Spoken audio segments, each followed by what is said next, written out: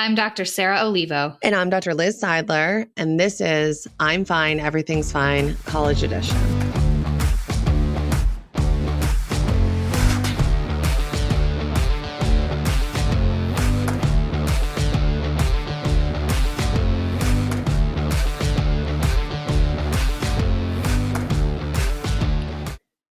In episode 4, we spoke about factors that interfere with us being interpersonally effective. And the last factor we want to discuss with you is when the environment gets in the way of us reaching our goals in social situations. You know, sometimes we can be the most interpersonally effective as possible, and environmental factors such as people or something about the situation might preclude us from getting our needs met, keeping other people liking us, or behaving in a way that we respect. Let's say we sit down and we behaviorally rehearse the ways that we want to approach our roommate to get them to allow our partner to sleep over in our dorm, and they still say no. Should we shoot her murderous looks for the rest of the semester or be overly persistent about the request? Or I don't know, just say screw her and have your partner over anyway. Insisting on our rights in this situation may produce really negative living consequences in the long term.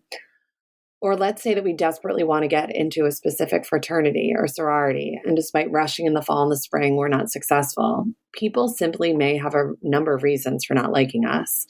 And unfortunately, how they feel about us becomes an obstacle to getting what we want.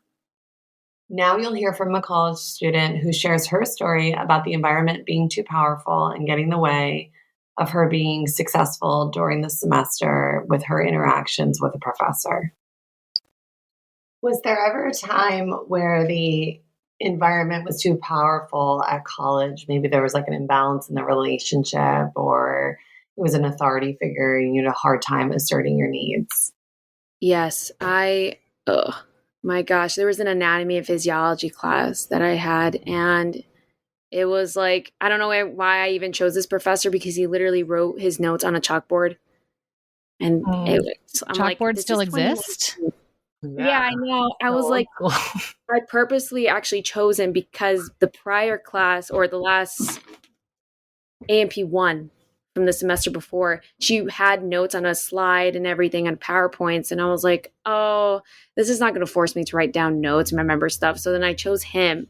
So he literally had my grade in his hand, and he determined how I was going to learn, because every single thing, every note, you had to write right after he wrote it on the chalkboard.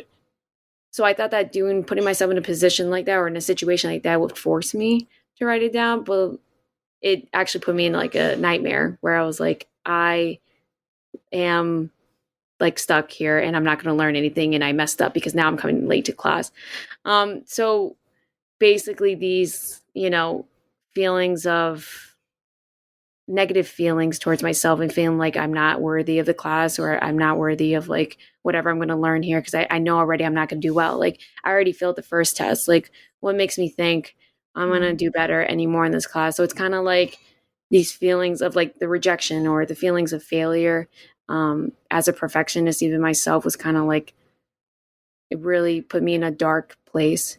And I think it transpired to myself outside of school. I felt like this one course that I'm failing, I'm literally stupid. Like, this is literally like, I'm not going to do anything better in school or or like outside. And then like even talking to this professor, like building up a rapport with him wasn't the greatest either, because I know that he knows that I'm failing his course, and he knows that I'm coming late to class. Like, obviously he thinks I don't care about it. I don't care about what we're learning, and he must think I'm stupid. Like, oh, that was such a bad time. And I know I put myself in that situation, but I was like, I didn't think it would transpire or like develop into this huge problem.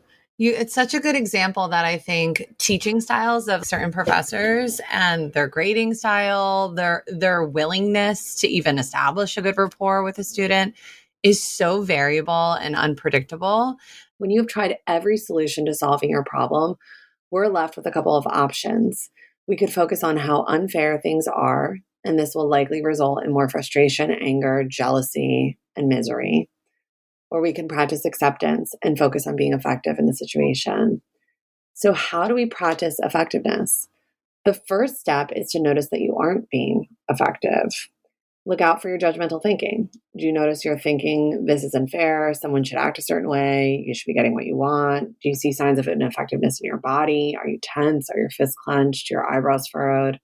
Although your disappointment or frustration is justified, focusing on environmental obstacles that are blocking you from reaching your goal is only going to refuel your emotions and possibly lead to you acting in an impulsive way socially. Now, practicing acceptance is not easy. A lot of us believe it means we're giving in or we're giving up or that we agree with the situation or person. I hope when you leave this micro episode today, you see that accepting a situation is often the most powerful and effective choice.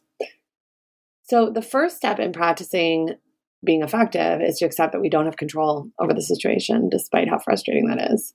Acceptance is about being fully aware of our experience as it actually is and letting go of our attachment to what we want it to be. Once we acknowledge reality as it is, rather than staying in denial or being angry, we're in a better position to explore other options to cope with the situation. Maybe this means letting go of anger or resentment or accepting or playing by the rules in the situation. College students are faced with an incredible amount of freedom, and they are still bound by rules and expectations that they might not always agree with. So think back to the past few years and how a global pandemic has influenced you on campus. So many factors were not within your control, and you could either focus on how unfair things were or practice acceptance and focus on things that were within your control. Your emotional reaction to things is one factor that is within your control. You can either focus on your frustration, your loss, your pain, or you can acknowledge it and turn your mind towards acceptance. There are some things we can do to strengthen our ability to be effective and practice acceptance. The first step is to notice the content of your thoughts or your speech. Scan your mind for judgmental thoughts. Are you dwelling on the situation? Are you complaining? Are you whining? Are you blaming or judging? If so, turn your mind towards acceptance. Say, I've been focusing on the negative, and now I'm going to turn my mind towards the present. The second step is to notice if your facial expression or body posture is communicating non-acceptance. Many experts say that along with your thoughts and your approach to your emotions, that your expression influences how you feel. And we know that there's something called the facial feedback hypothesis, which is that our faces make a direct impact on our emotions. And there are things that we can do to regulate our emotions and practice more acceptance by examining what our face and our body posture looks like. In an earlier episode, I spoke to you about something called a half smile, which essentially is adopting a more peaceful expression by ever so slightly raising your lips and focusing on releasing tension in your forehead and your jaw. And we know that by practicing a half smile, focusing on releasing tension in your forehead and jaw, that you can ease those feelings of resentment or frustration that really fuel non-acceptance. We also know demonstrating willing hands. When we are frustrated and not accepting reality, we probably have our fists clenched, almost like a 2-year-old frustrated at the grocery store because they didn't get a candy bar. We can practice something called willing hands. Can we turn our palms out? Can we unclench our fingers and can we relax them? The last step is to act willingly. This means in terms of our behavior, true acceptance means acting in a willing way. This means going with the flow and being an active participant in reality as it is. This means letting go of your urge to point out that something is unfair, even if it is. The overused saying, "it is what it is," really rings true here. Sometimes in life, you have to toss your hands up to the universe and stop trying to control things. Acceptance makes painful circumstances more tolerable. When you can tolerate difficult circumstances, you can turn your mind towards the present and remind yourself that change is the only constant. Acceptance is a really important tool to adopt when you are in social situations at college where the environment, the situation, an authority figure has more control over you. We hope now that you leave this episode with some tools to handle situations where people sometimes are the big obstacles to getting what you want while you're at school. We want to hear from you. What are some things you're having a difficult time practicing acceptance in college? You can email us at collegesfinepodcast@gmail.com or call into our hotline at 929-500-2231.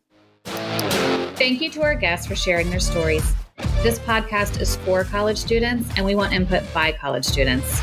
Please reach out to us by text, email, or voice memo at imfinecollegepodcast@gmail.com or 929-500-2231. Tell us your story, give us tips on what kinds of topics you'd like to hear, or give us feedback about an episode. We'll share episode announcements and resources on Instagram at imfinecollegepod. And last but not least, if you enjoyed today's episode, please subscribe to the podcast. Every hit of that plus button helps us keep going.